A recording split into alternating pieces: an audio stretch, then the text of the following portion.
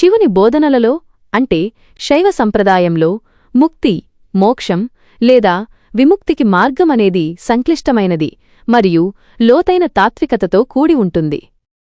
ముక్తిని పొందడానికి మార్గం సాధారణంగా ఈ క్రింది అంశాలను కలిగి ఉంటుంది. 1. శివుడే పరమసత్యమని సుప్రీం రియాలిటీ గ్రహించడం. శైవం ప్రకారం శివుడే సర్వోన్నతుడు, సృష్టి, స్థితి, లయకారకుడు. ఆయనే అంతిమ సత్యం, బ్రహ్మం. వ్యక్తి తన నిజమైన స్వభావాన్ని శివునితో ఏకమైనదిగా తెలుసుకోవడం ముక్తికి తొలిమెట్టు. 2. ఆత్మజ్ఞానం, సెల్ఫ్ రియలైజేషన్, ఆత్మను తెలుసుకోవడం. వ్యక్తి తనను తాను శరీరం లేదా మనస్సుగా కాకుండా శివుని యొక్క అంశగా, శుద్ధ చైతన్యంగా, ప్యూర్ కాన్షియస్నెస్ తెలుసుకోవడం.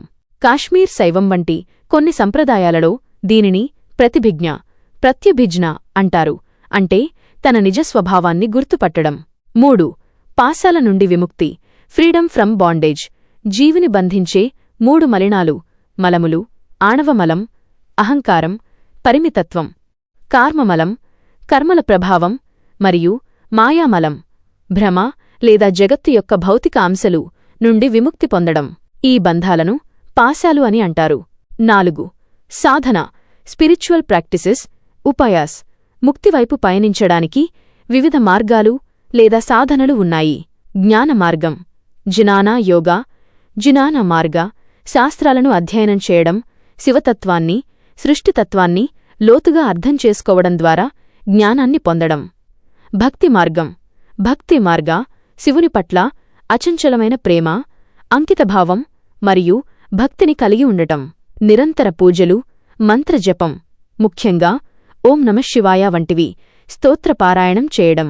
యోగ మార్గం, యోగా మార్గ, ధ్యానం, ప్రాణాయామం మరియు ఇతర యోగా సాధనల ద్వారా మనస్సును అదుపులో ఉంచుకోవడం మరియు అంతర్గత చైతన్యాన్ని మేల్కొల్పడం. క్రియా మార్గం, క్రియా మార్గ, ఆలయాలలో లేదా వ్యక్తిగత ప్రదేశంలో ఆచారబద్ధమైన పూజలు, కర్మలు చేయడం. 5.